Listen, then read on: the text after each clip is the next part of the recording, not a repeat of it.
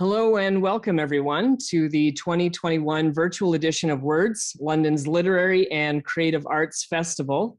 I'm Joshua Lambier, the Artistic Director of the festival, and I'm coming to you live from Western University, and I'm currently in University College in London, Ontario. As we all gather today virtually, weathering what we hope will be the final months of our unusual times during this pandemic, I want to situate us in the territory on which this event is zooming to all of you, near and far. London is located on the traditional lands of the Anishinaabe, Haudenosaunee, Lenape, and Attawandaron peoples, on lands connected with the London Township and Sombre Treaties of 1796 and the Dish with One Spoon Covenant Wampum. This land continues to be home to diverse Indigenous peoples, whom we recognize as contemporary stewards of the land and water and as vital contributors to our community and to the Words Festival. We unfortunately lost one of those vital voices, a powerful voice who has come to us on a number of times here at the Words Festival, somebody who appears in Jesse's book as a giant. I'm talking about Lee Miracle, who visited us the last time in 2018, the same year she won the Order of Canada. When Lee was with us, she said something that really stuck with me about her creativity and her approach to storytelling and to telling the stories of her community. She said, and I'm going to quote her here, "I grew up with the understanding that language lives under the skin. And so the trick of remembering," and she called herself a rememberer as she was describing this, "the trick of remembering is to have words dance on the skin." We were really honored to share space with Lee Miracle at Museum London, the home of our festival in non-pandemic times, close to the confluence or the forks of Desh-Kenzibing, also known as the Thames or the Antler River. It is my privilege to have the opportunity to host tonight's distinguished guest, Jessie Wente, who has done so much to advocate for the arts and to create spaces for Indigenous artists to find their own way to bring words and ideas that live under the skin in memory and stories to allow them to dance on the skin for all of us to share and experience. The Words Festival is coming to you to the safety and comfort of your home to bring the brightest writers who are grappling with issues of pressing concern, making us laugh, commiserating with human sorrow, and confronting big ideas. At a time when our public debate is being mediated too often by 240 character volleys back and forth, we want to step outside of that fray for a moment for in-depth conversations with our authors, tarrying a while to focus our attention solely on their books. Over the next hour or so, we're going to engage with Jesse's book and his work. And we're going to take your questions in chat on the webinar's Q&A function. So send them along, your thoughts, cogitations, ideas to join the discussion as we go along. I will be here to bring those questions out of the chat and the Q&A and to toss them over gently to Jesse and await his returns. I would like to recognize the generous support of the Ontario Arts Council, the London Arts Council, and the Faculty of Arts and Humanities, financial supports that allow us to keep the festival free during what we hope are the waning months of this pandemic. My warm thanks to Museum London's staff and to all of our community partners. We couldn't deliver this festival without you. Our distinguished guest tonight, Jessie Wente, has recently released his new book. Here it is, Unreconciled, Family Truth and Indigenous Resistance, which is billed as part memoir, part manifesto, and tells a compelling story of how one comes to understand oneself, one's family history, and the stories that live under the skin. And then to move from those personal stories to grapple with big questions of Indigenous representation, decolonization, and what he calls narrative sovereignty, a concept that I hope we can explore tonight. Jesse was a film critic and columnist for 20 years at CBC Radio. He's been a programmer at the Toronto International Film Festival, Imaginative, and the Real World Films Festival. He's the inaugural director of the Indigenous Screen Office, a project I hope again we'll hear about tonight. And he's the first Indigenous chair of our beloved Canada Council for the Arts. Jessie Wente, welcome to the Words Festival. Hello, Josh. Thank you so much for that wonderful introduction and for all of the kind words. And hello to everyone out there in virtual land. Brilliant. So maybe I can start us off by asking a question about the first page of your book, and I'll just grab it here the first page of the book, the dedication page, and this is going to be backwards, of course, which reads, "For Norma and Barbara." And this seems like a simple question because books often have a dedication page, but and very often those names will play a small role, or they'll even go missing in the pages that follow. That's not the case with this book. Both of these women play a big part in your life, particularly Norma Miyawazaki. I hope I'm getting that right, who is a big presence in your journey and plays a big role to the book. To set us off on a good path, I wonder if you could tell us about Norma. Well, Norma Miyawazaki was, her parents were Alex and Maggie Miyawazaki, and she was born in Ganabajing in 1927. She was one of 8 children. It was not very common for the times that families of that era would have very large families, and so she was one of 8 kids. She spent most of her life, she spent her early years there in the community until she went to residential school in Spanish, Ontario. And then she eventually moved to Toronto, which is where ultimately I grew up. And you're right, she was a transformational force in my life. She lived with us for a while. She was the house we would go to after school. Back in those days, latchkey kid sort of era. We would go to her house. She was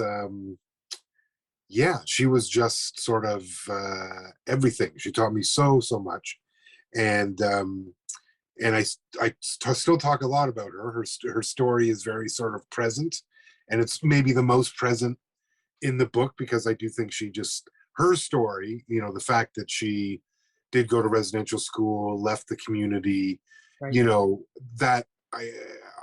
That obviously completely sort of changed the trajectory of our family's life and existence. It's why I ended up growing up in Toronto, and why I grew up not in my community and not knowing the things that one might know if you had grown up in the community.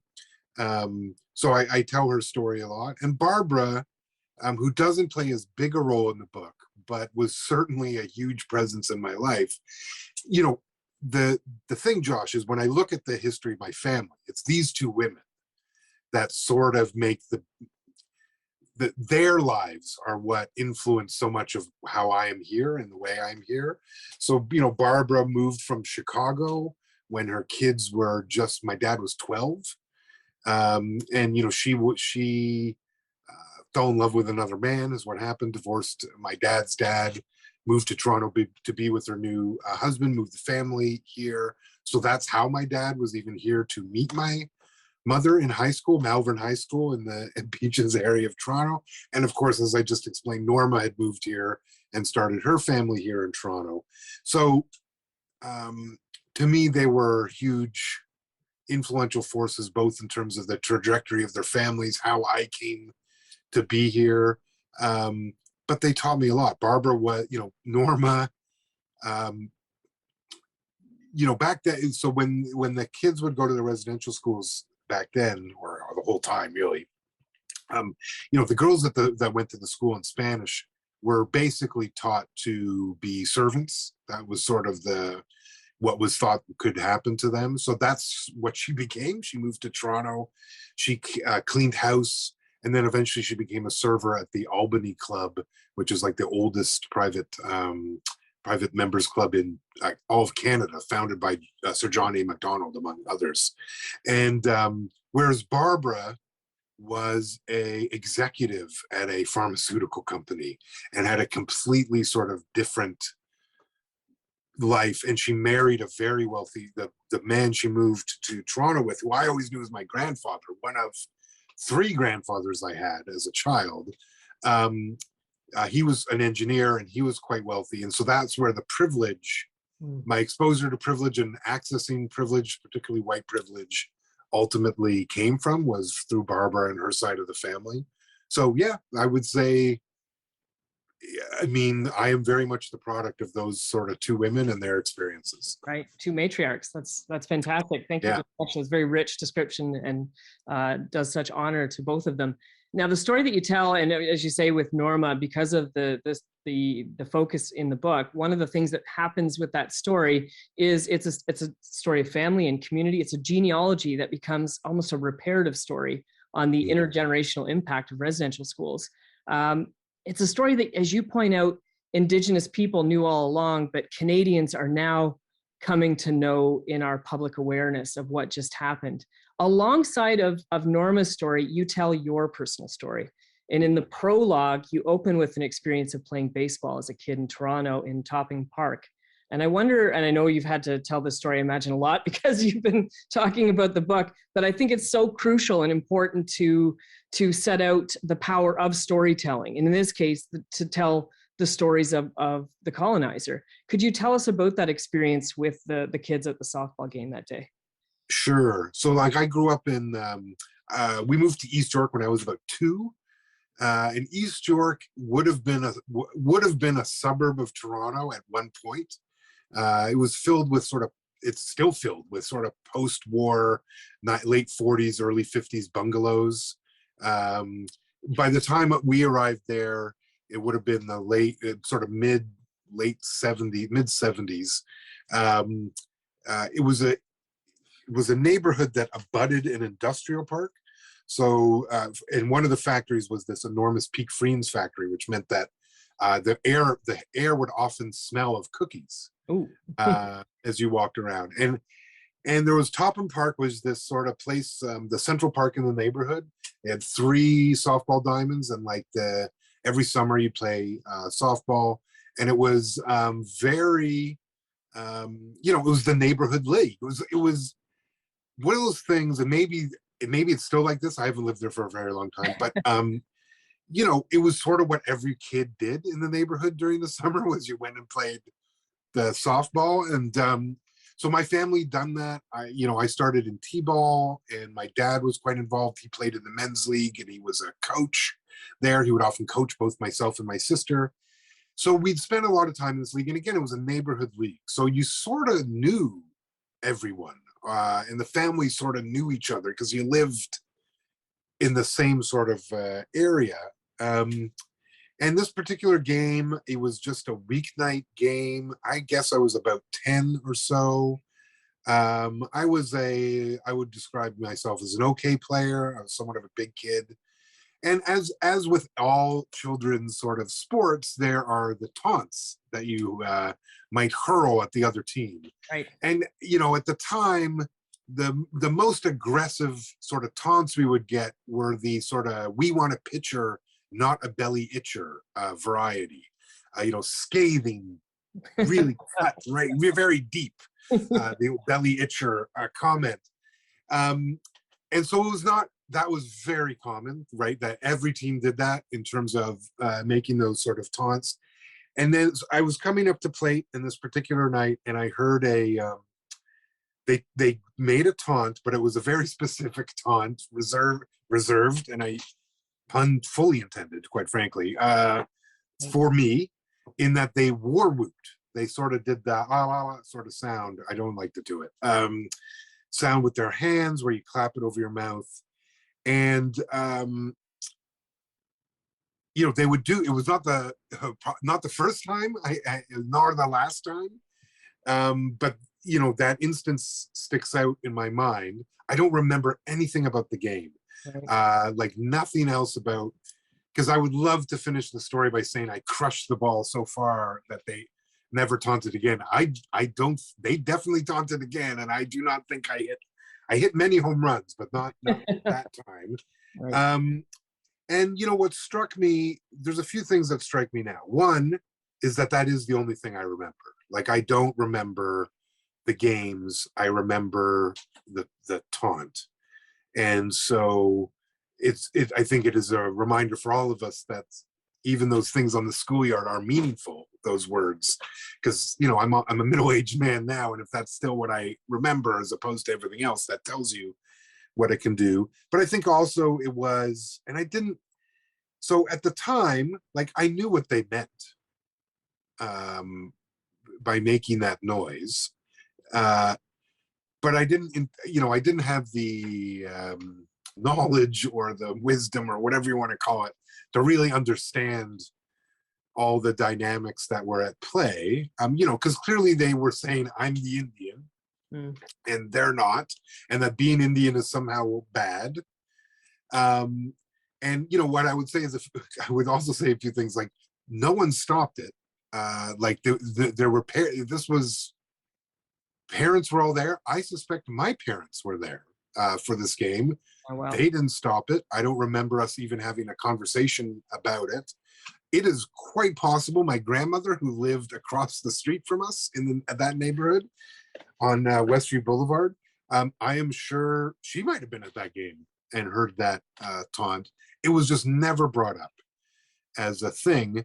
And what strikes me, of course, now about it is that may have very well been the only thing those kids knew about Indigenous people. Absolutely. And it was a made up thing, because that's not a sound. I had never heard that sound like at home. We didn't do that. I've never heard that sound in community. Now I'm a middle-aged man who's traveled all over the world, been in Indigenous communities all over the world, still never heard that sound. Yeah. It's a complete invention of Hollywood. It's a sound made in the movies and made in Saturday morning cartoons. Yeah. And that's what they used. That's so interesting too. And what I find fascinating about the opening of your book and the section, it's broken into 3 sections. And that first section is on stories I was told. And it immediately strikes me right at the beginning that we see what unreconciled means at the level of storytelling. So we have a story of Norma, which is a reparative story of giving us a truth, a history, a story. And then we have a story that is incompatible with it, which is one that, as you say, was invented by Hollywood. And immediately we see where this tension's taking place is and how we tell the stories. One of the things that we see too is the way in which the colonizers' story, the story of Canada, tears the fabric of one's sense of self and one's sense of identity. And you mentioned the fact that your grandmother moved to Toronto. When you were growing up, you also, this is in a section called The Big City and Small Country, you describe having that sense of almost a dual sense of belonging to both. Could you describe what it was like to have, or what it was like to be between those two communities, between Serpent River and Toronto? Yeah, it's interesting you say belonging. I think I would have thought at the time I was challenged to belong in either place. We hear a lot about, we talk a lot about in our community about people who are disconnected or have had that connection with the community broken. And that was the intent of residential schools, among many other various policies of different governments over time. That was the intent, with the hopes that there would cease to be Indigenous people over time, whether through assimilation or whatever. We were never disconnected. When I think about it, we were never really disconnected. Were we as connected as we would want? No. And that has taken a lot of time to sort of build that up. But we always went there. I still have family there. It's still I've never lived there, and I might still, there's a part of me that yearns to call it home, but I'm cautious not to. So we weren't as disconnected as some have been from it, and that's a privilege, I realize now, because we very well could have been. I mean, it's a razor thin sort of margin, because there's parts of my family that are truly disconnected, that we don't know where they are anymore, and they're gone. They're not gone. That's just, we don't know where they are. So that very well could have happened. And I think the key, the way my understanding has sort of evolved is that that's all the complexities that Indigenous people face around our identities, or the complexities that others seem to maybe think about our identities. All of that is intentional. Like, that's all. an intended outcome of colonialism is to make this more difficult than it should be or was previous. And one of the reasons I wanted to write the book structured that way, sort of the stories we tell, through storytelling, and this first chapter or this first section, and maybe even that prologue, is that a part of our identity, or one of the challenges we face when we think of identity, and I want to make sure we're clear, like there's identity and then there's belonging to the community, and they're two sort of separate things. But I think one of the challenges with identity is that certainly when we're young, so much of it is imposed on us. It's not actually from us ourselves, right? Yeah. Like when I left my house as a kid, I thought everyone was Ojibwe. Like it didn't dawn on me that we were different. I thought everyone had bannock, like scone and corn soup on Sundays. Like I didn't know that was not a thing at everyone's house. It's other kids that's sort of like that. The whole point of the baseball story is sort of like other kids let me know I was an Indian. I thought I was Ojibwe. I didn't realize the difference. Even you watch some of the movies, and I think part of the struggle we're all in, and maybe this is not particular to Indigenous people, but it's certainly one we've been forced into through colonialism, is where we struggle to just be again, to just be ourselves, and to not be in the way that others may want us to be, or that all of these imposed. And that, that's real decolonial work, and that takes on a lot of, it's taken me a lifetime to sort of get even to this stage of it. In terms of belonging, I guess it was one of those things where you're just awkward as a kid. And again, I think this was intentional, whether it was in Serpent River or at, First Nations House at the University of Toronto, which had just opened when I started attending U of T. I just felt awkward often in those positions. And if you can imagine feeling awkward with your family and like in what is your community, maybe we all feel awkward with our family some of the times, but this is a sort of a different thing. And it took me a long time to sort of reconcile all that. It's why Indigenous people are really, really good at reconciliation, is because we do it so often around these sorts of issues, is reconciling that, I sit here today and I would say how I am is my expression of indigeneity, and in modern context that is different than it used to be, and that me being Indigenous, that there's just not, I'm just Ojibwe all the time, and there isn't a way for me to sort of move out of those things. But it's taken a long time to be comfortable with that, and that is a legacy that we were left. Like that was our discomfort was an intended outcome.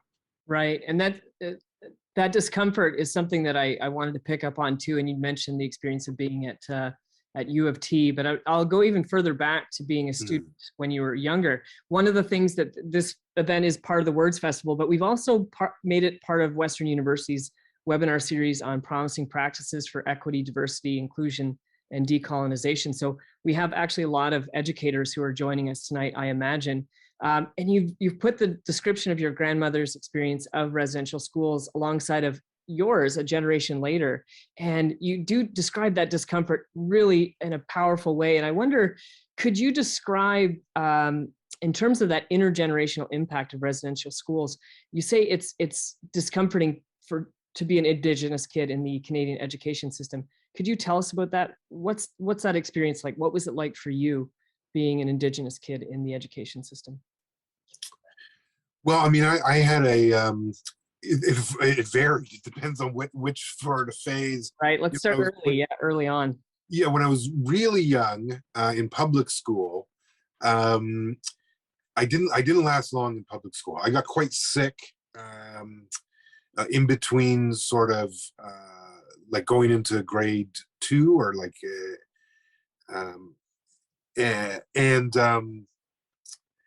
I got meningitis, and so I was very, very sick, and I could only attend like half days, and I had to be like wheeled there in my sister's abandoned baby carriage. So you can imagine that was great, and what Wow. every grade 2 boy wants. And you know, my mom at the time was on the parent teachers like council, and she had briefly been a teacher, like a kindergarten teacher. Yeah.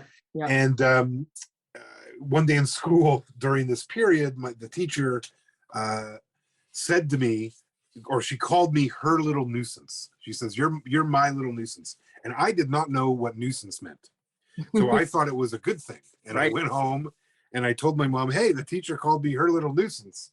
Yeah, my mom was not happy.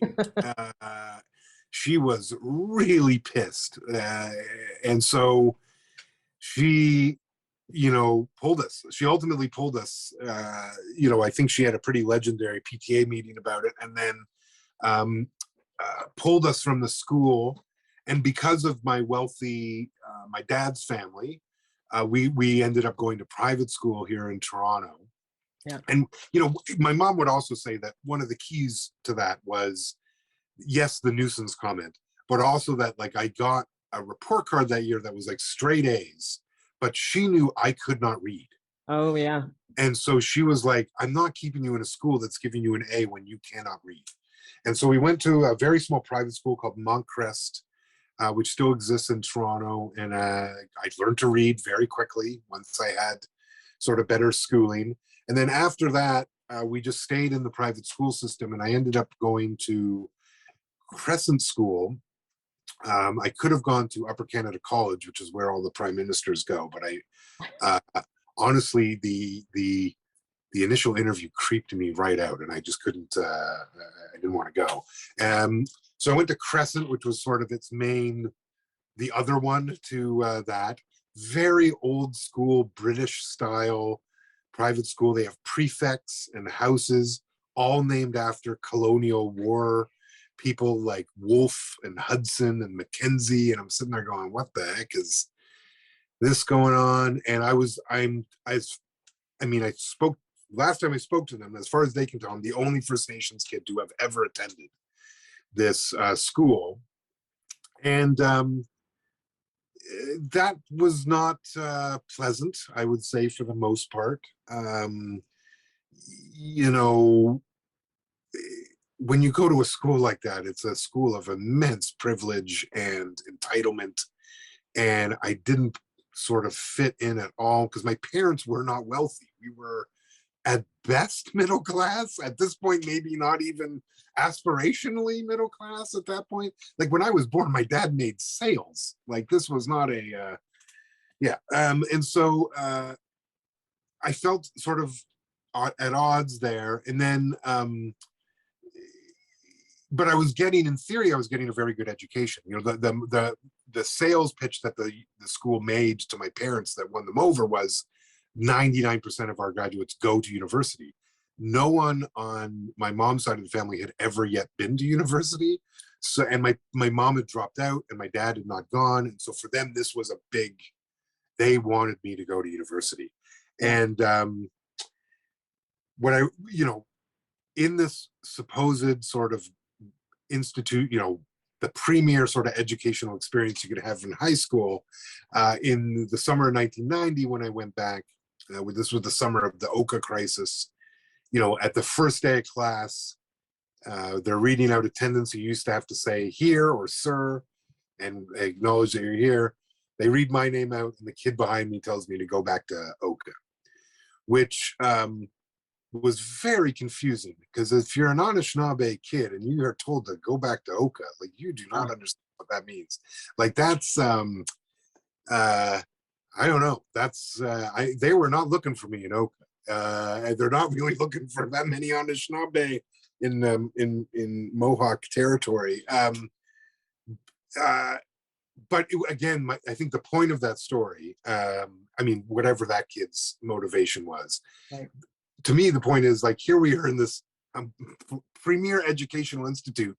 That kid does not know the difference between Mohawks and Anishinaabe enough to make a good, inciting comment. He just sounds foolish. And I think that's, I struggled there, at that school. And when I graduated, I wanted to be as far away from that sort of milieu. And I didn't get as far away as I thought. I went to University of Toronto, but it's a huge school. I went to the cinema studies. No one from Crescent was going to cinema studies at U of T. Like, they were all going to be professionals or doctors and lawyers, or go into their father's business or whatever. But one thing that, if I could interject here, one thing that I think you did was you had a teacher that inspired a love of the arts and inspired you to go to theater. And I have a picture that I'd like to show you here. I'm going to use, because Zoom, if we have Zoom delivery, we might as well take advantage of the fact that we do things with it. So can you see that picture? Can everybody out there see that picture? I'll maximize this for a second so everybody can see it. I have that photo somewhere over here. Can you tell us the genesis of this particular photo? So that's me and William Shatner, and one of us is wearing a wig. But yes, that's Bill Shatner, post Star Trek. This would have been the TJ Hooker era, if you remember that show. And he sort of got me in a TJ Hooker headlock there. That is a picture, a brief stint of me as a child actor. You're right, at Montcrest, there was the shop teachers doubled as the art teacher and the drama teacher, a guy named Seamus. And he was probably the first teacher who did inspire me and sort of believed in me. And I acted in all the plays at Montcrest, and he's like, "You're really good. You should go see an agent." I got an agent like as a kid in this, and they sent me on this audition for this show, which was this one. It's a Ray Bradbury theater. I think it was called Ray Bradbury's Theater. And it's an episode called The Playground. If you want, I believe it is on YouTube. You can look it up. I played, I believe bully number 3 was my, it's a good title. It's a good typecasting, Josh, I would say. And I didn't have any lines, but I guess I could have been bully number 1. That might have been better, but I was in the bully crowd. Right. We had one sort of, I call it our big scenes, where we all ball up our fists and are supposed to pummel this kid. And it's a very weird story, and Bill Shatner is not good in it. Like, if you go watch the episode, he's awful.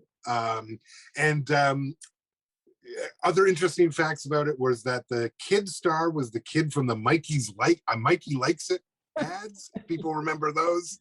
Mikey Likes It. He was the big kid star. All of us only knew him as the Mikey Likes It kid. To this day, I could not tell you what his name was. And then the cast was filled with people who were about to be on Degrassi Junior High, the original show. Wow. I made very good friends with a guy named Stefan, who ended up being Snake on Degrassi Junior High. And I do lament a little bit about what could have been if my agent had been on the ball. Because I think, not 90s, man, would have been this is deep in the 80s. But imagine, I could have been on Degrassi Junior High, Josh. I could have been the native kid on Degrassi. I could have had all sorts of problems, a whole episode. Maybe I get in the fight with Wheels. It could have been a whole thing. Yeah. And yet that very specific, fleeting sort of Canadian TV fame of the 80s passed me by, I'm sad to say.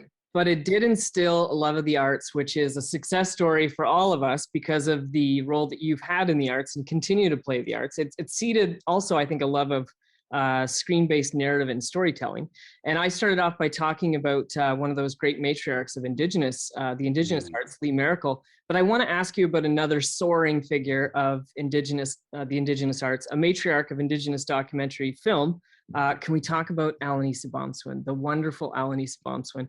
Against that backdrop of neglect of media representations, and we've talked about how, Saturday morning cartoons were the source of that softball team's conception of what it was to be Indigenous in Canada or in North America or beyond, because of course these go everywhere. You have this great story of German families coming to North America in search of these completely cooked up stories of what it was to be Native American or Indigenous. But you encountered one of Alanis's works, Incident at Restigouche. Can you tell us why Incident at Restigouche became so important to you? Yeah, I mean, it's a great film that you can see on the NFB website. You can go right after this and watch it. It's still very valuable. It was broadcast on TV like in 1984, so about a year after she. Like on live, that's the thing that I forgot until I read in your book. It was on CBC that they played this documentary. Yeah, that's how I would never have seen it otherwise. Like, I don't know where you would have seen an NFB film, but on TV at that time. Yeah. And the film is all about a very familiar topic in that it's about a fisheries dispute among the Mi'kmaq of on the East Coast and the government. I mean, that is still an ongoing dispute, quite frankly. So she went there as a filmmaker, and like I should say, so I would have been 10 when I saw this. Wow, a lot of stuff happened to me when I was about 10. And I was already very much in love with movies. I'd seen Star Wars when I was 3. I fell in love with movies. Yep. But when I saw Incident at Restigouche, Alanis at the time, she had very long black hair. She looked a lot like my mom. Would have right about the same time. And here she is in the film. She confronts the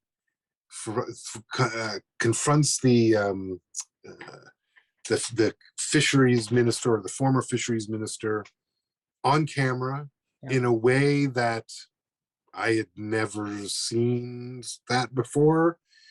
It's the first film of hers, if you know her work. She's always voices it, but it's the first film of hers where she's physically in it. Yeah. Which I think was also very important, that I saw her in the film. And by the way, so many people that are Indigenous now in the movie business that are my age remember this broadcast. This was a major broadcast for all of us. And I guess for me, it was like, it did a few things. It told me that like Indigenous people can make movies, which I don't think I was had thought of at that time. It also taught me that movies were more than just entertainment. Yeah. Because by that, when you're 10 or 11 and you've grown up watching Star Wars and Raiders of the Lost Ark, like you can start to view movies in a specific lens, and then you watch that film and you're like, right, this is a storytelling medium that's sort of bigger than that. And I would say that movie absolutely inspired me, or gave me the idea that I could go into the film business. And what I would say to wrap up the story is, like, Alanis and I have now been friends for, oh my goodness, almost as long as I've been with my wife, 27, 28 years. The name of the film is Incident at Restigouche. And she's a mentor to me. She's I don't know. I don't have as many words. I knew Lee Maricel, certainly in more recent times. We corresponded, and I, cherished my time with her. And she was absolutely helped me. But she was such an influence on so many Indigenous writers. And for me, Alanis is sort of that, in that she's really been there for me and been a huge influence. It's hard to imagine that we would have Indigenous cinema without her. Right. And yeah, I'm still amazed that that woman I watched, that I can phone her and she'll answer and go, Jesse, and I still can't believe, I could tell you all sorts of stories about being with her, about the time she cooked my wife and I dinner late at night in Montreal and was singing. We ended the evening singing Pink Floyd and drinking whiskey. And yeah, I mean, she's an amazing person. And I feel incredibly honored to have got to know her and have her part of my life. And, I think like so many, I think like a lot of us from our communities who are involved in this work, a lot of it is because our aunties and uncles started, or they were there too. And so much of what I do and what my sister does and so many of my colleagues, what we're doing is honoring those people that have put in the work before we're coming, and we're just trying to continue it, and so that someone else can continue it for us. And she's certainly a huge starting point in terms of imagining we would have a life on screen, and maybe more importantly, be the ones behind the screen directing how that actually works. Absolutely. It reminds me too, because you'd mentioned the incident in your book on the Oka crisis. I was very young when that happened, but later on in my life, basically the way I learned about the Oka crisis was to watch Ganosutage, 270 Years of Resistance, and then find the other 3 films in that series that she had made. Just absolutely, and everybody, another recommendation that you should go and watch after you watch Incident Resticouche is to watch for that. Sure. And I mean, that movie fundamentally changed how we understand what happened there, because people, the regular media was not covering that, what I would call correctly at the time. Like if you just watched the news in the summer of 1990, you got a very skewed point of view of what was happening. And her film came out 3 years after, so it was actually quite this lag time. Yeah. In between this understanding. But now, thanks to that film, I think all of Canada, for the most part, has an understanding of what actually happened there. She was the only journalist or filmmaker left behind the sort of military line with the warriors in the community. So she filmed everything that happened, the violence that the army and everything that occurred there. And including the citizenry of Montreal throwing bricks and all of this brutal treatment of this community.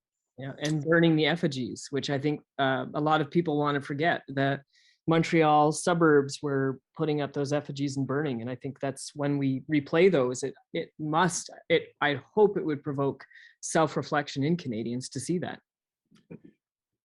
I mean, if it doesn't, I'm not quite sure what they're watching. And if you've seen that film and you want to know more, there's actually a great film out now called Beans by a filmmaker named Tracy Deer. Beans as in like baked beans. That's set during the Oka crisis. That's about her. She's if you watch closely, Alanis's film, you'll see Tracy's family in the film. Oh wow! And she tells her story of being a young girl during that particular moment in time.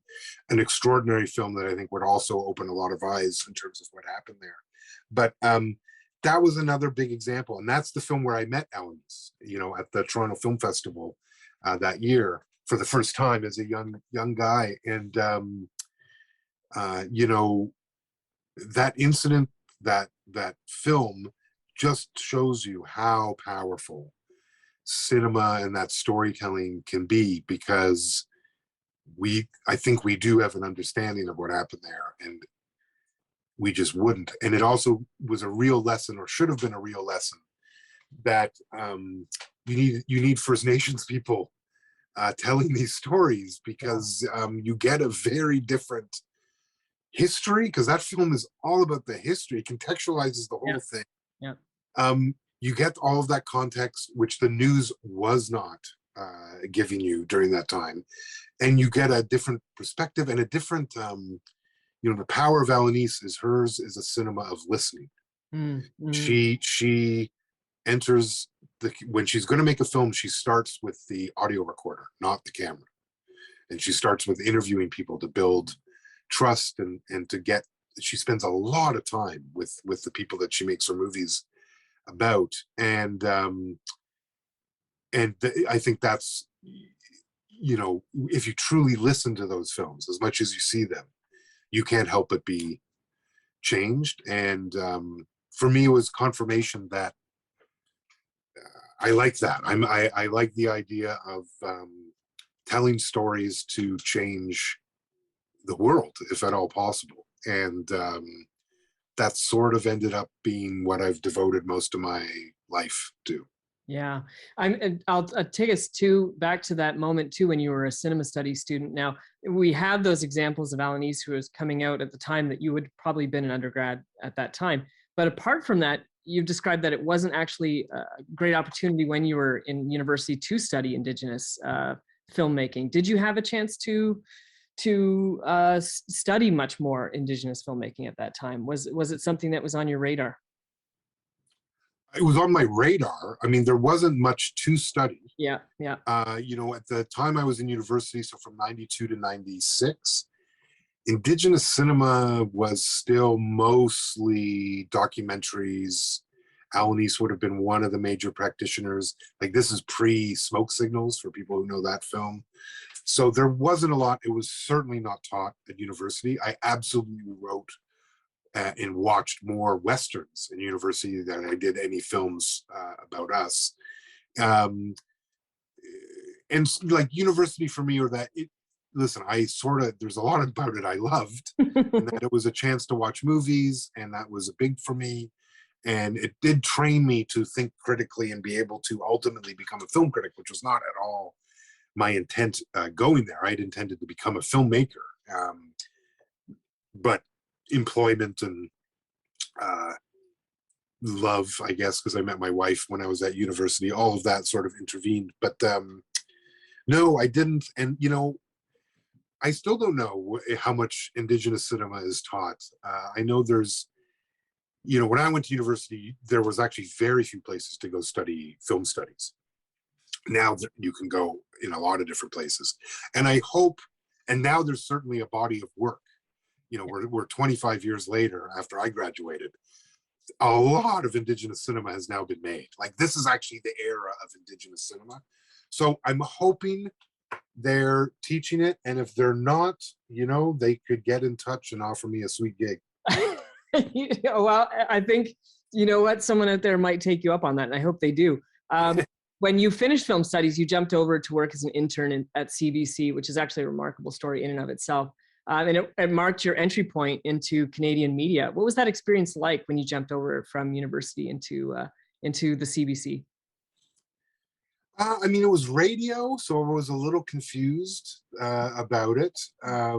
But for me, it was at the initial point was like, it's a summer job.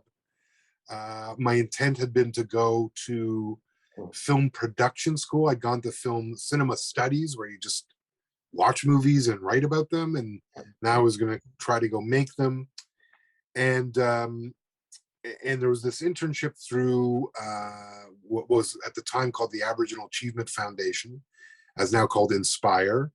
And so I took it thinking, this is, at the time, my summer job, the other summer job I would have been working in the same warehouse, like shipping yard that I'd been working at from my dad's company, the one he worked at, for years, which is a lot of driving the forklift and stuff like that, which is, well, let's face fact. It's, to me, doing some radio sounded like maybe a better thing to try. It just so happens that while I was there on that initial internship, the film critic, a couple of things happened. The film critic that was at Metro Morning, the local radio show, the morning radio show in Toronto, was about to go on sabbatical to write a book, and this will age me, but to write a book about the founding of the Raptors. So this is pre-Raptors. Jack Batten was the critic? Jack Batten was the critic. He'd been the critic for a million years on Metro Morning. Yeah. And so they needed a new critic to fill in. And this was the CBC. They are very cheap. And so they were like, well, we're already paying you. And you just graduated film school, so you got to know something about something. And so they were like, okay, you're going to fill it. You'll fill in. And I had these very specific instructions. Like, I was to write a 5-minute script, and I was to come in. Andy Barry was the host of the show at the time. And at the time, the film, I was coming in in the 6 a.m. hour. So not prime time. And for a guy just out of university, crushingly early. And boy, if I had known that I was about to spend 25 years in morning radio. But and I remember the first time I did it, I was surprised because Andy read the paper during the entire segment. He just sort of threw to me. I read the spiel, threw back to him. He would close the paper and go on. I don't think he heard a word I said during that time. I would hate to hear those tapes today because I am sure I'm awful. But I became a film critic, and at the same time, they were looking for a columnist, which was someone who would do like a whole bunch of. I worked at this thing called Infotape, which was later became syndication, where we would book interviews for all the various local radio shows, but we'd book the same guest and just book them in to do this full lineup. Right. And sometimes we would book columnists who would appear on all these shows, and they wanted someone to do a movie column. And again, I was cheap and just graduated film school. So they're like, you must know something. And so I ended up starting like a column. At the time, it was about like home video, if you can imagine. We were still in the era of, this was well before Netflix. And that ended up being very successful. And when my internship ended, they ended up hiring me, very classic CBC, because I think they still do this. They hired me on like a series of 3-month contracts for many years. I just existed on these 3-month contracts, and then eventually I became, I ended up being a producer there and whatever. For me, the big thing was, and I never did go to film production school. For me, the lesson though was that I did end up sort of in the movie business in a way. I learned that being paid to go watch movies is a really good gig. That's and in having not done it in a very long time, or at least in that way, like very few people actually get that opportunity. So I feel very privileged that for a period of time, that was actually my job. And I learned a lot, and I learned that I loved radio. Which maybe shouldn't have been surprising. My dad loved talk and still loves talk radio. So when I was a kid, we would have it on, and we listened to the Blue Jays games. Was like a religion on radio for me. But my parents were shocked because like I was not a talkative teenager. Yeah. So the idea of me doing radio, I think they did not see a future, I don't think, in this. But I ended up spending 25 or just about 25 years on Metro Morning. From that, we started in May 1996, and I finished up in December of last year. So not quite 25 years. And I still love radio. There's a part of me that hopes one day I'll go back and do more. I think it's a really great storytelling medium. Yeah. Much easier than writing a book, I can say that. I can't say it was always an easy relationship with the CBC, but it definitely was a great opportunity. And the lesson I always just say is like, if you have an idea of what your passion is, and mine was definitely movies. Like I did not know anything else I was interested in. Movies was basically it.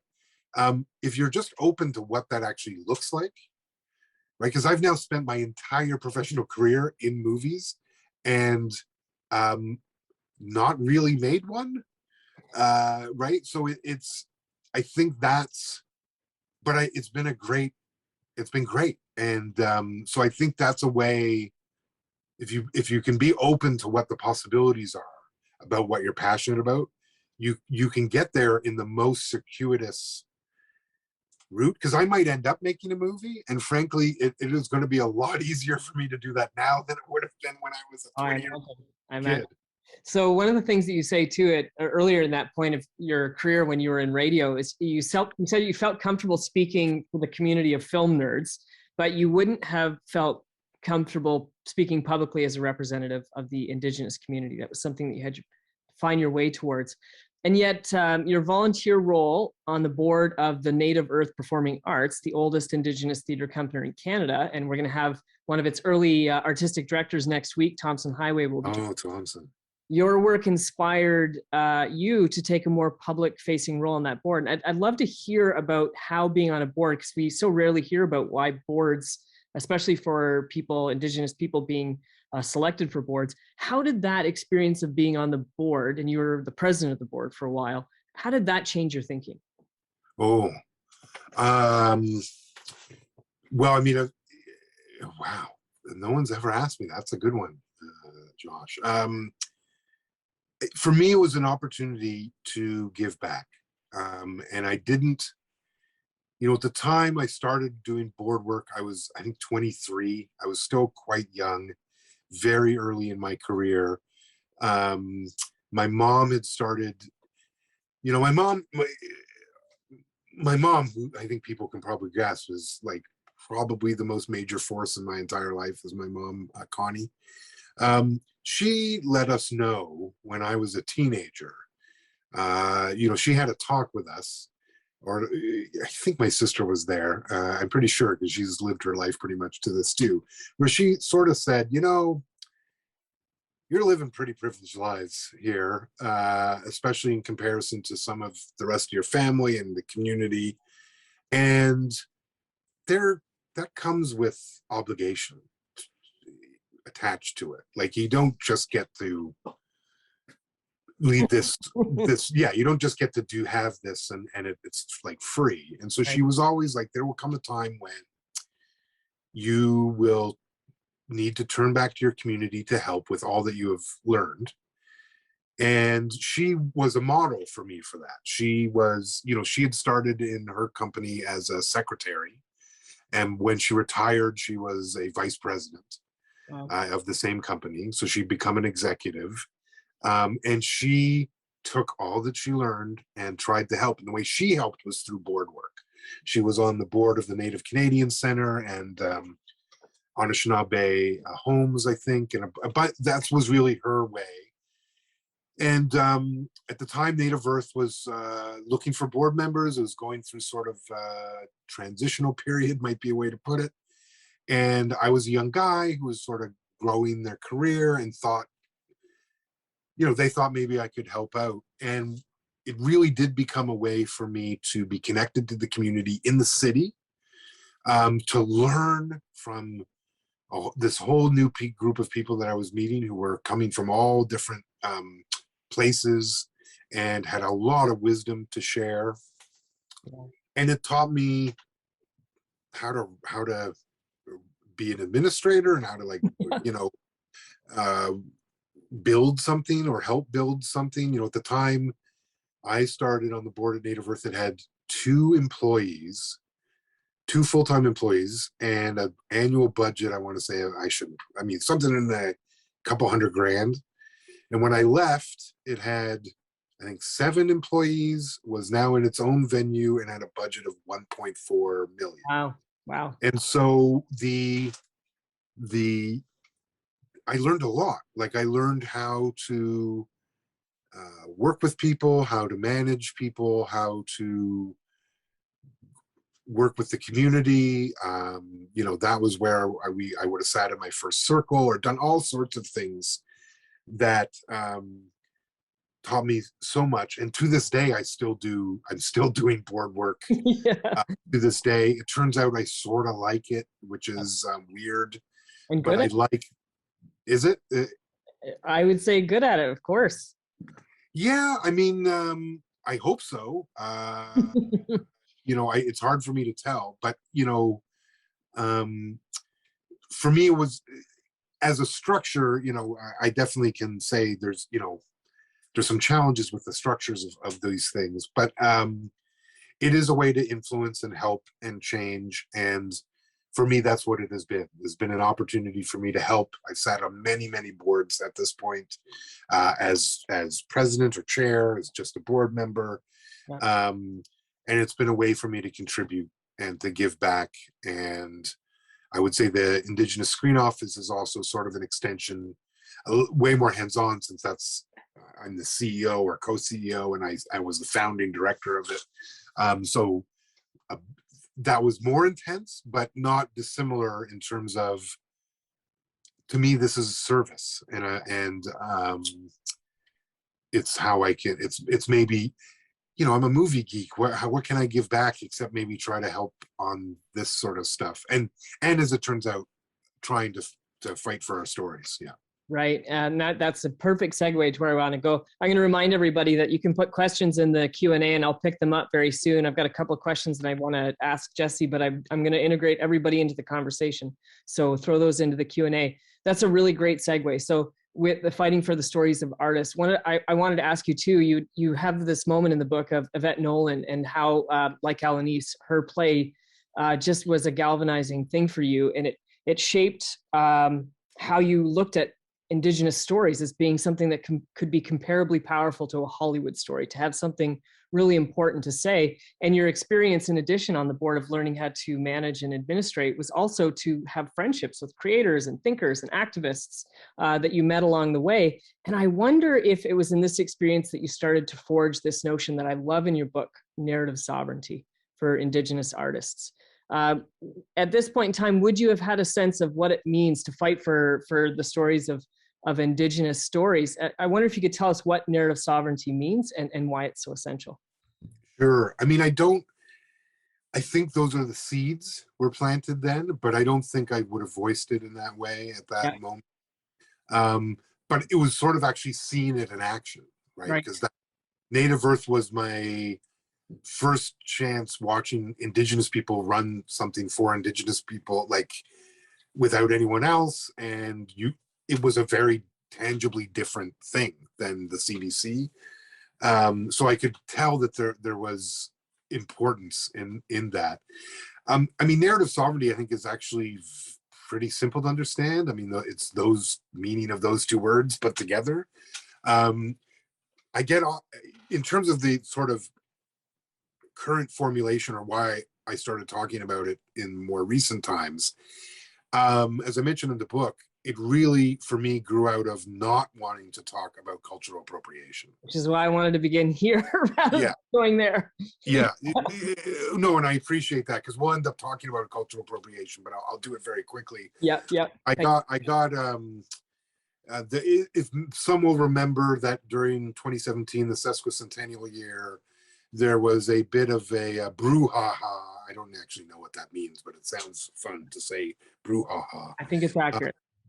Around cultural appropriation in Canada, and something called the Appropriation Prize, which was sort of a joke that some people apparently thought was a good decision. I suspect they think otherwise currently. But and I got engaged in the discourse somewhat very publicly, I guess is how I would put it, and emotionally. It was I did the radio segment that is absolutely the most listened to thing that I've ever done. Was that it's why the book exists, quite frankly, that segment on the radio. And because of the discussion on cultural appropriation, after that incident, I got asked constantly, I still get asked constantly, to speak about cultural appropriation. And the thing, Josh, is cultural appropriation is so boring. Yeah. Like, who wants to talk about it? It's so silly and exhausting and not of us. It's not about creating something. It's about taking something. Like, none of it is like good, feels good to me, like good medicine or something that I really want to deal with. And so after being asked and talking and engaging, I was like, next person that asks me, I'm going to expressly not talk about cultural appropriation, and I'm going to talk about the other side of it. So I don't want to talk about the taking of stories. I want to talk about the protecting of stories. Right. And so in terms of what narrative sovereignty means, it really just means the ability for a community, a people's, a person, nation, whatever, to tell their own stories and have control over the mechanisms of that storytelling Canada, although I'm often confronted by folks who say it's new to them, Canada practices it literally every single day since the moment it has existed. Yeah. They spend billions on it every year on Canadian narrative sovereignty. One might describe the entire heritage ministry as pretty much a narrative sovereignty ministry, in that when you fund arts, the whole idea of what they fund, like the CBC, the National Film Board, the Canada Council, of which I'm currently the chair, all the museums, all that stuff that they fund, is largely to tell the story of Canada to Canadians and the world. And they put very specific measures on what that means. In other words, you have to be Canadian to tell, that's what makes a Canadian story Canadian, is that a Canadian tells it. It actually is less meaningful if the story being told takes place somewhere else or doesn't actually involve any Canadians on screen. If it's a Canadian storyteller, that's how our systems are built. But that same privilege was not only just not afforded to Indigenous people, it was absolutely attacked by the state through residential schools was one way to do it.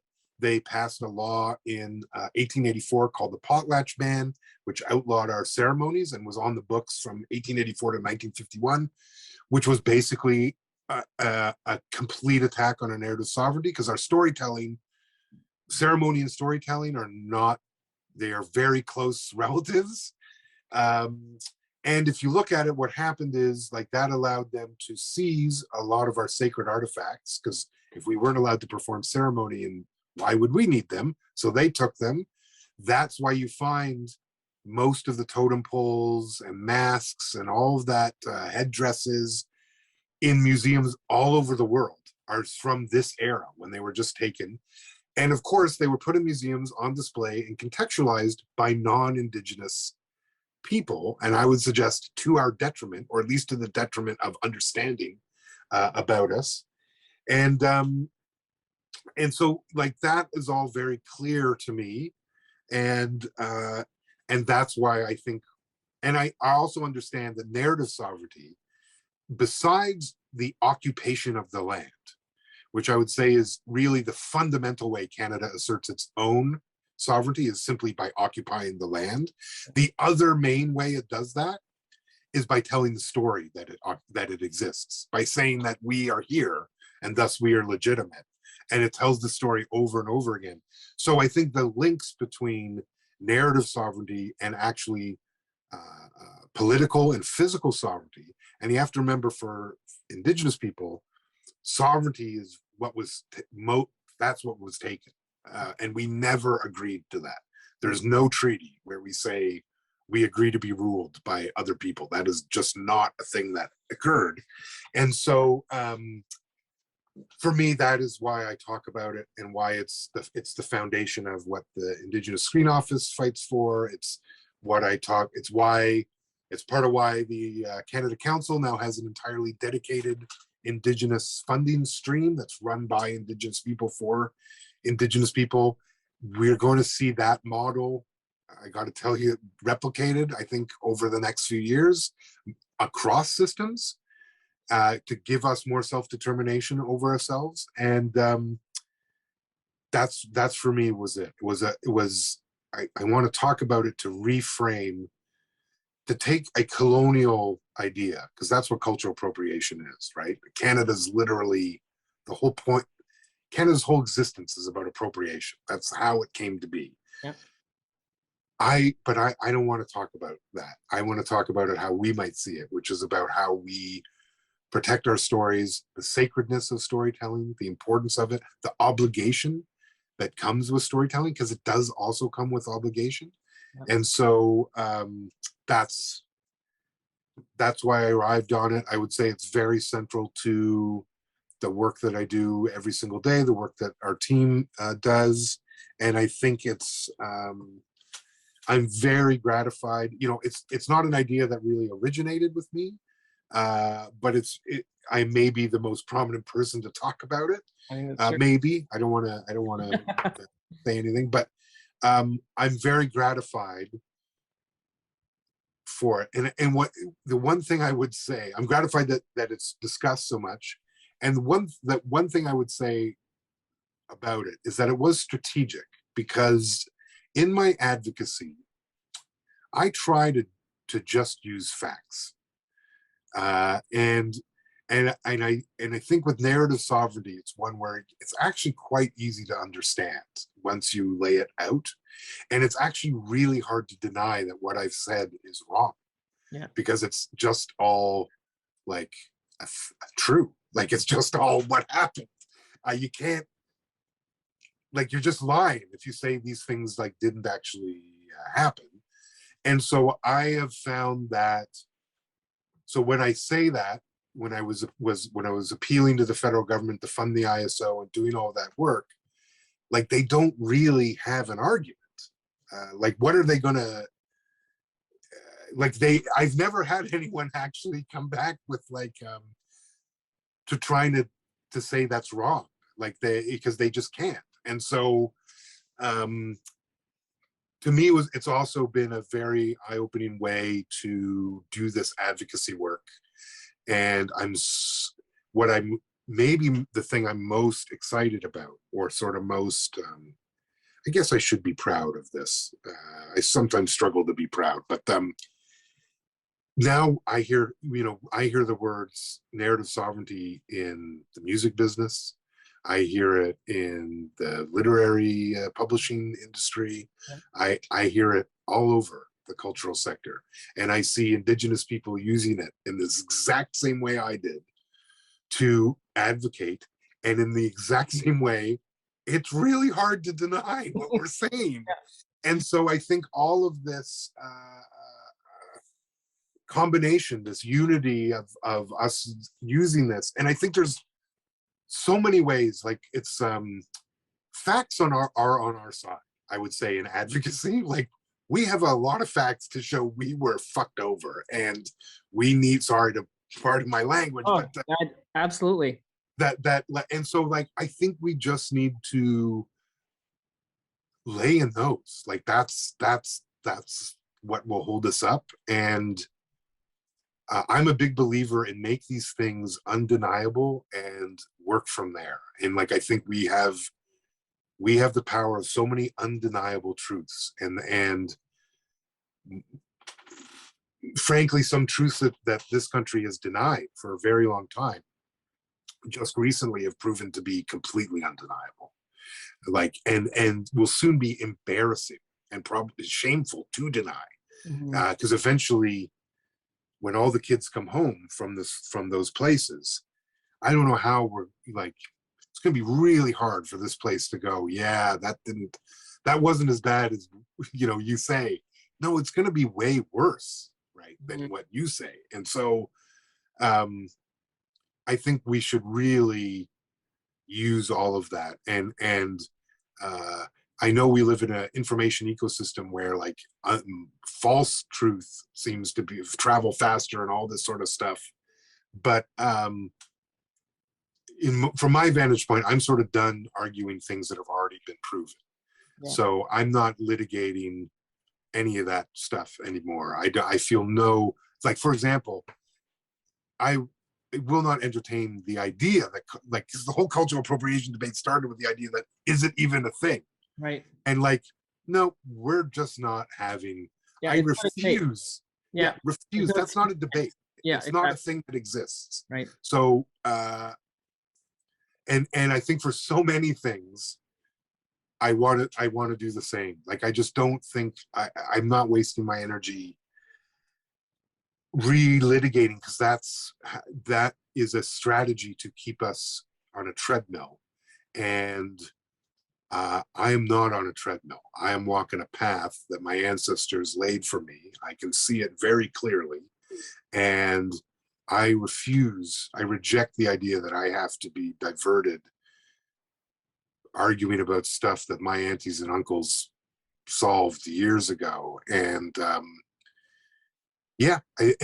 think increasingly as we gain these gains, we're gonna get it all back. And it's, as I like to say these days, like, it would probably behoove Canada to help but it may not actually be necessary. And that should probably be a worry point for Canada. Because like, if you're worried about your sovereignty, if we repair ourselves and you don't help, right, that's going to be some tough negotiations in the future. That, you know, such a mic drop answer to the question of narrative sovereignty. I think that might be one of the best answers I've ever received doing an interview in all of my time. It was terrific. And I think you've gone a long way to answering one of the questions that Lyndon asked, which is your critique of reconciliation concepts, because you've also noted that before reconciliation, we have to have truth. And narrative sovereignty is a great way to approach that through the arts, is to tell truth by giving the story back and allowing people to take ownership over those stories. You've worked in institutions in Canada, and I wonder, a question I have too is, are institutions capable of changing themselves? Are you hopeful that big arts organizations, that Canadian institutions like the CBC, are they capable of rising to the challenge that we face with all that you're describing in terms of what's ahead for Canada? Or is it something that, you know, we have to change and force those institutions to change? Well, I think I think you nailed it there, Josh, which is like, it's institutions don't change, really. It's people that change. Now, the good part is that people make up institutions. Now, there's some struggles in that we often work in institutions that have been set up years in advance. We inherit policy and sort of ways of doing things that we then have to break the mold if we want to change. But we have tons of evidence that actually is a thing that happens all the time. Like, that is a cycle that occurs. So I would say not so much faith in like institutions or governments, but I do have faith in people, that people can change, and that people are changing, and that I've seen people change in my lifetime, and that those things, those institutions, those governments, they pretty much always adapt to that change, not the other way around. And there is a gap, I would say, and I think this is why, and I don't think it's a gap unique to Canada. I think it's actually a gap unique to most settler colonial states and maybe much of the sort of Western democratized world, which is increasingly over time, what we've seen with these democracies is there's a widening gap between where the people are and where the policy setters are.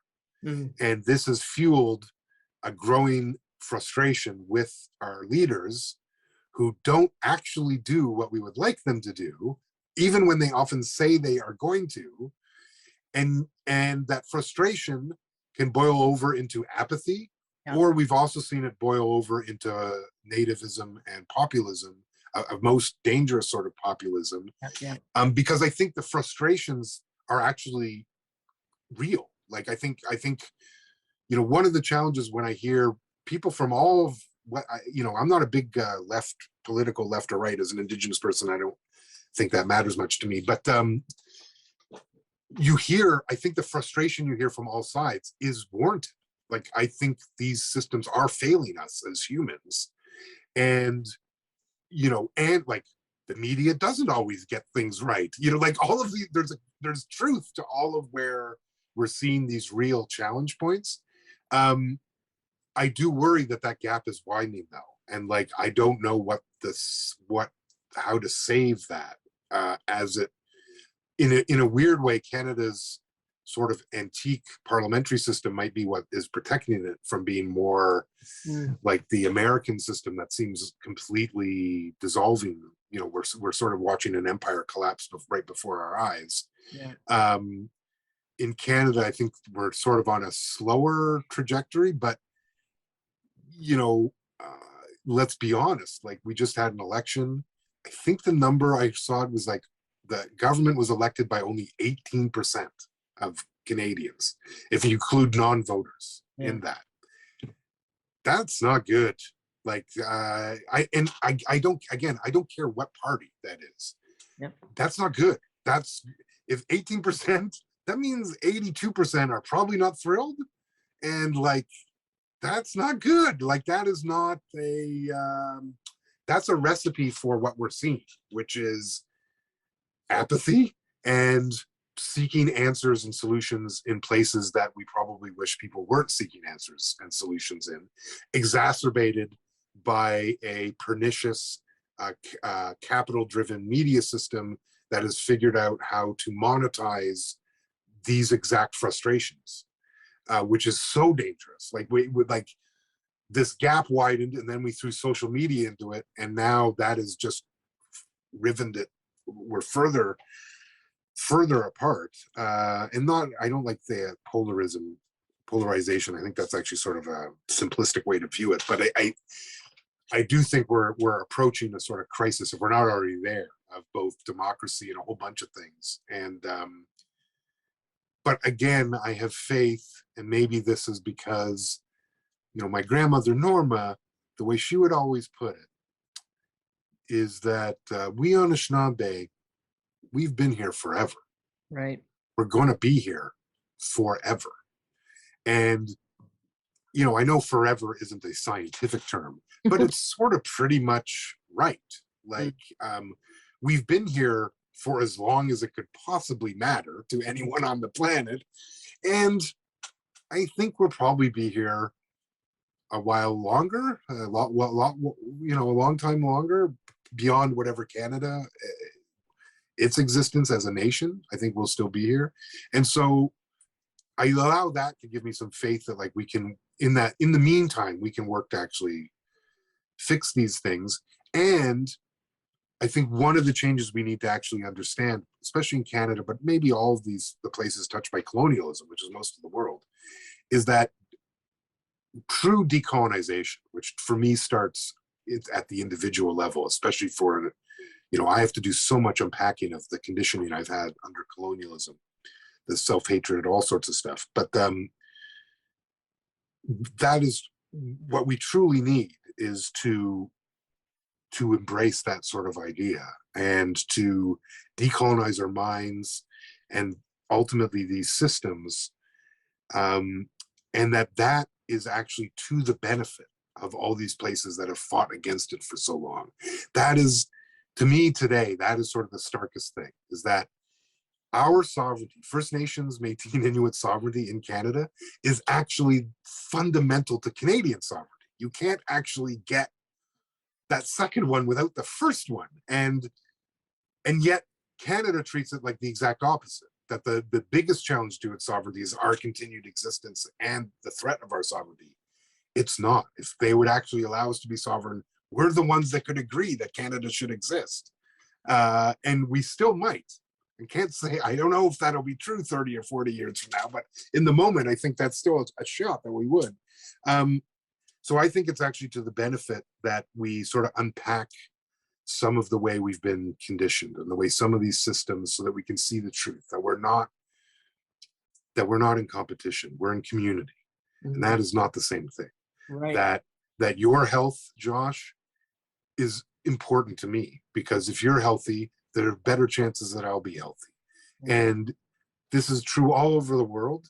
And yet that is the systems that some have built and that we've allowed to take over are dehumanizing.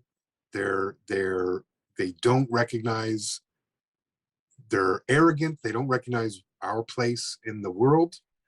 And we got to get there. But I fundamentally believe we can do it, just because we're people and we did this. And so we can also be part of the undoing of it. And I love the way that you started that response too, by citing something that Norma had imparted to you, because one of the things that's so elegant about your book is the way that you've stitched intergenerational stories together. And one of the concluding notes of the book, and I don't think I'm spoiling it because it's such a touching moment, and I'm sure everyone's going to pick up this book to read it for themselves after this wonderful engagement. You talk about your daughter and the fact that when you're driving home from Serpent River, that she asked you the question, can we live there? And it provoked an emotional response to you. And it makes me think that part of the optimism and the hope that I can hear in your response, despite all of the things that would press against having that hope, is that you can see in your children and in young Indigenous Canadians, Indigenous people, a different type of Canada, whether there could be a way in which we approach our relationship to Canada in a different way. Do you see that in young Indigenous people in your children? Do you see a new way forward? Yes, although it's interesting to say it a new way. What I see is actually the return of a way. Interesting. I don't think it's new. It's been buried. Right. It's going to under the skin. Back to Lee. under the skin. You got it, and it's coming back to the surface. You know, we went up to Serpent River in 2019 to say goodbye to my great aunt Mina, who was Norma's younger sister. And in fact, my great uncle Art Miyawaski, he just passed this last summer. So he was the last of the 8 children for Alex and Maggie. And so we went up to honor her, and my Aunt Mina is buried in the cemetery there. And we've been up, several times. Like, my kids were not, strangers there. But we went up and we just had such a welcoming, beautiful time, playing with her cousins and swimming in the lake and getting lost, and like all the stuff you want to do when you're home. And we were driving home, and she asked me a question that I think I pretty much asked my parents the exact same question when I was about exactly her age. Right. And I found myself giving her the same answer my parents did, which is not right now, and it's complicated. And I did cry. I didn't let her see it as I was driving, because what struck me is both what you're saying, both that, like, these kids they're in a different place than I was. They're going to do stuff that I wasn't capable of doing. And for so many of them, I was talking about, like, not relitigating settled things. There's so many things that for them that are settled that we're still arguing about. Yeah. When I meet with them, I go, oh, thank God they've so got this, because they're like, yeah, that's not even a thing, Dad. Like, what are you even, like, cultural appropriation for them? Yeah, it's gone. Like, it's not a thing they are ever, I think, gonna engage in. I see that. They're like, why would you do that? Yeah, like, they reject it, like, as a thing. And I would say the same with the gender, if it's even a debate or whatever, this nonsense we're getting in over gender identity.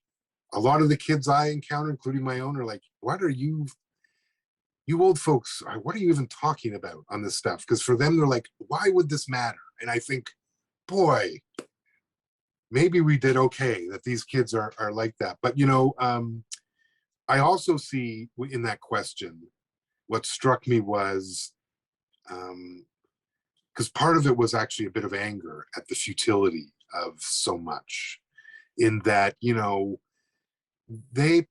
my grandmother went to that school and was, tortured there so that her family would not want to be Indian anymore.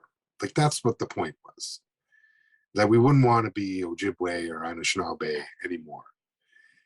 And here I am, not even 100 years later, basically, not even 80 years later, driving with her great granddaughter, who she never got to meet, but boy, I wish they had a chance to have met. And here she is, like, I asked my parents, asking why we can't live in the place that they tried to drive her from. And I guess in that moment, I was like, oh man, what a waste of time. This is all waste of time, lives, energy, resources. To do what in the end? Like, you didn't destroy my family. We're stronger than ever. You didn't destroy my community. It's coming back more stronger than when I was a kid. It's coming back. Our families are getting stronger. My kids are going to be they already know more Anishinaabe Moan than I do. They already know more about their culture and where they come from than I did when I was their age. And they already know. They already know. I don't know how else to put it. They know all of it. And part of that, I grant you, they grow up in the house with me. So do they hear a lot of this stuff? Yes, they absolutely do. But it just struck me like, what a waste all of that was, all that effort. And it also, I've now turned that into an advocacy point. you know, when the children were, when the confirmation happened in Kamloops earlier this year, I took the opportunity to write a letter to the Prime Minister. And I realized that lots of people write the letter to the Prime Minister, but he appointed me chair of a Crown Corporation. So he actually has to read that letter. Yeah, he's got to read my letter. And so in that letter, one of the things I said, among many others, including we need a day of a day to memorialize a day of healing, which did end up coming to pass. But one of the phrases I said is like, you know, what we really need to have happen and what we need to see is we need to see Canada invest into First Nations, Métis and Inuit health, success, education, all our culture, all of it. We need to see Canada invest into that, in support of it, in the same levels that it invested to take all that away. And if we were to actually do a Excel spreadsheet of what that would look like, folks, I don't know if there's as much money in all Canada to make that balance sheet actually work out at the end. Just to put how big we're talking, right? Like the people's careers were made, taking our languages away, taking our cultures away, taking our land away, trying to break up our families. Like people have cottages because they did that. Mm. And one of the key ways about phrasing this, because when I say that, I know that some of the reaction from some people is, oh, we can't do that. But here's what I would say. There was an economy around that. There was an economy around depriving Indigenous people of our rights. There can be an economy around giving it all back. Mm. You don't think we can pay people to teach these things? You don't think there's infrastructure that can, like, no, there is. This isn't about us taking this money and then putting it in a bank. That's not, no, this is about us building up what we should have always had in the first place, right? Is we should have always, the whole point of the treaties my community signed, that were certainly signed before there was Canada, right, was to share, was to try to like, yeah, okay, we get it, you're here, we can live together, we think the land can support us all, we want to grow with you. That's not what functionally happened. So part of it is also like that car ride back was, it gave me the, you know, that sort of last part of the book. It was one of those moments where I was suddenly grateful that I had taken 4 years to write a book, because I was like, oh, turns out it's good I lived through that, because that's giving me something I can tie to. But it sort of refocused, I think, for me what the project actually is and what we're trying to do and what we need to see as, whether you want to call it amends or restitution or reparations or whatever, like the sort of engagement we actually have to see. And knowing that, like, you know, the ISO, we were in the last budget, we got 39 million over 3 years to give out to support Indigenous screen storytelling. But what I would say is that is half of what we asked for. Right. And when I sit there, I go, you know, they're going to end up giving us all we asked for. And I wish they had just done it the first time, because we've just gone through our first funding round, and lo and behold, numbers add up exactly as we said 4 years ago or 5 years ago now. So that is part of the project. And that's what that trip, because I just think, it didn't work. Like this colonial project didn't succeed in the way they thought. And that's why maybe it's time to rethink, right? Because you didn't get rid of us. In fact, there are kids that are right upstairs that are so not gotten rid of. They are so here. And it's sort of like we might as well deal with that as the present. And yeah, and you know, it's through my kids. I dedicated the book to my grandmothers, but when people, you know, I've been asked who I wrote the book for, I wrote it for my kids, right? I wrote it because, you know, they're young now, they're 14 and 15. They, you know, they have some understanding of what I do, but much like I had, like, I I still don't know what the heck my parents really did for their like my dad, I still don't know. I do not have a clue what he did. Something in an office that, you know, was something. And so they have some idea, right? Like they know, oh, dad, you know, they've heard me on the radio or seen me on TV, and they know that I'm right down here doing this thing and that I've written a book, but they haven't read the book. Like it's not, but for me, and when I started the book in 2017, I felt I suddenly had something to say. I felt an urgency to say it because frankly, 2017 made me really, really sick. And there were times where I was concerned that I didn't have a long time to tell my story and for my kids to understand. I guess I want them to understand why I did this, why, and maybe hopefully they'll understand that and who we are and who I was or am when they get the chance to read this in a way that I felt I had to say it sort of in that way now when I could, not knowing whether I would be able to in the future, and not, you know, all of those sorts of parameters. So hopefully when they do come to read it, they'll know why. They'll know why she asked that question and why I answered the way I answered.